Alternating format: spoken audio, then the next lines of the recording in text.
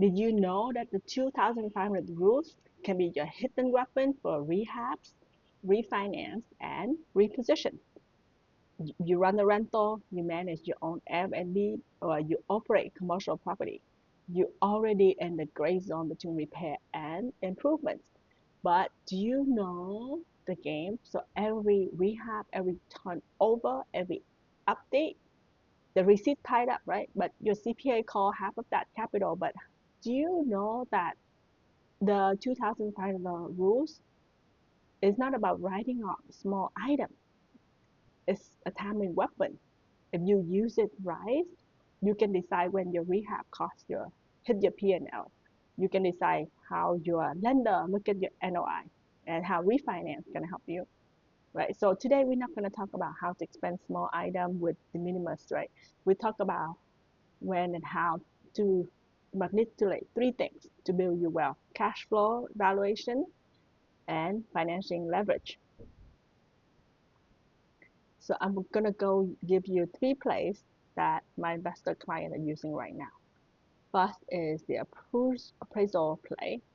You want to use this rule to manage evaluation during refinance. Two is the reposition play. Combine cost stack with asset class upgrade. Three, disposition. You want to sharpen your exit basis before 1031. So let's look at appraisal, how to control your NOI, right? So let's say you're in Scottsdale and now it's February 26th. You're on a boutique resort. So 28 rooms, two pool, spa, amenities. So you want to refinance. So the underwriter is scrutinize your 25 P&L. So you spend 180K last fall on guest room upgrades like linen, artwork, outdoor lighting, outdoor hardware, all under 2,500 per item. So your CPA originally wanted to capitalize everything, right? But why, right? Because the purchase didn't extend the building's life. They refreshed the guest experience. So you want to apply the 2,500 rule across that project. So your 25 P&L show higher operating expense, but 26 forecast NOI jump because you didn't drag the depreciation from this year to next year, right? So the lender bought the story. So non-recurring refresh. So just one classification can save you a quarter point of your loan price spread, because and especially like commercial property, they look at, or the kind of loan like the STR loan, they're looking at how well the property is doing by itself, like what kind of net income is generating and what it will generate, right? So the number for 2026, how much income is going to generate, is important when you look at loans and refi and all that fun stuff.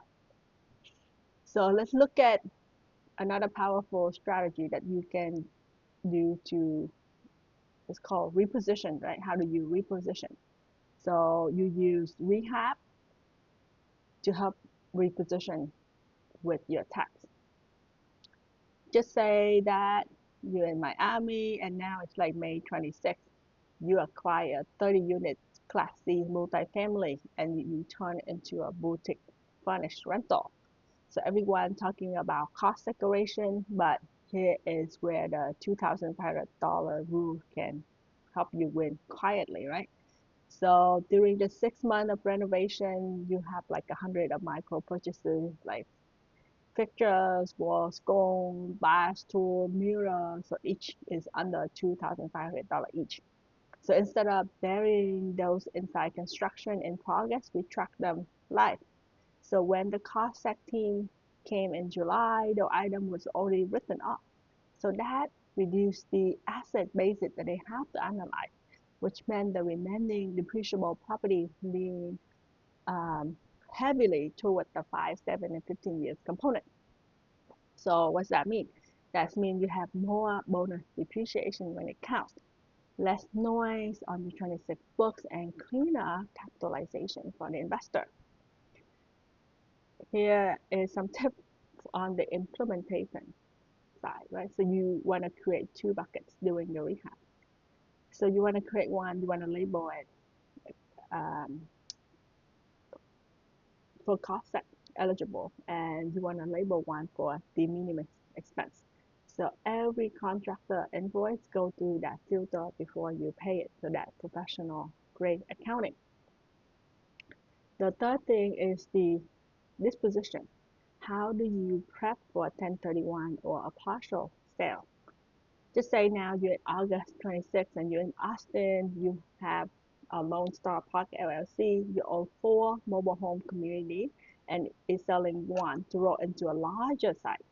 So before listing, you use the $2,500 de minimis rule to clear low value personal property off the book, like picnic table, mailboxes, finance, security gear, all expand and remove. Those are items that you place in service that year. Why? Because those items would have created honorary income recapture on the sale.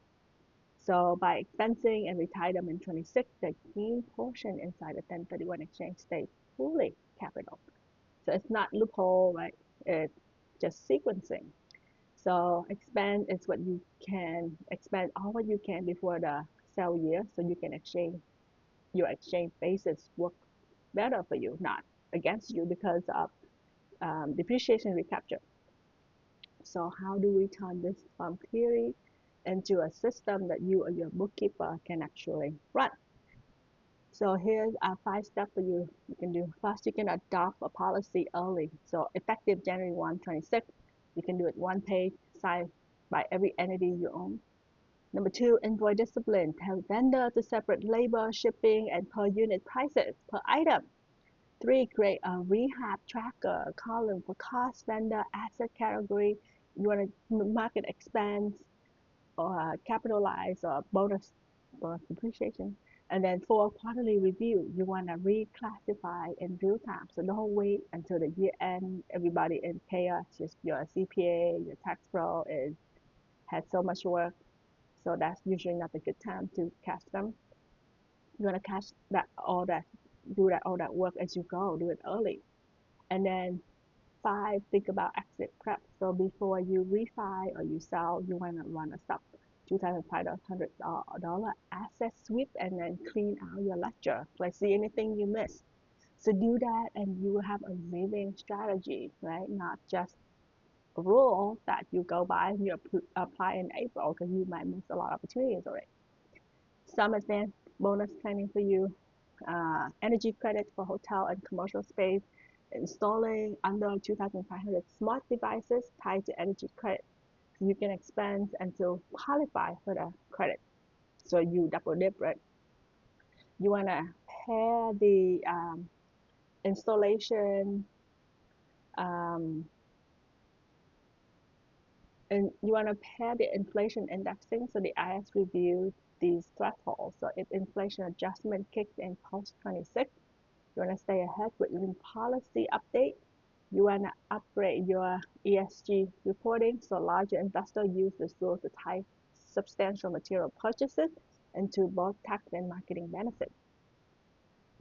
If you already run like multiple entity or planning to refinance this year, you want to tighten your basis. You want to tighten your system.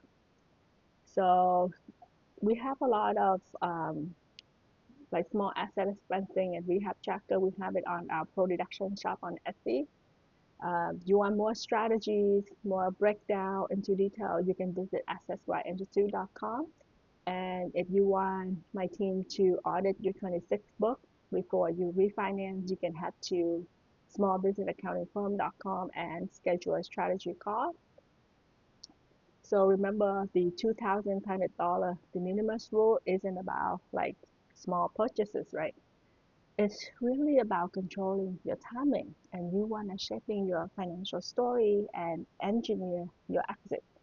So every high-end investor you admire, like hotel groups, syndicators, developers, they are not just building, they are sequencing their deductions as part of their strategy to make more money is one thing, but keep more of that money is another thing, right? So you don't want to treat this as another tax rule. You want to treat it as a leverage to help protect your capital, accelerate your wealth, and help you build the next cycle.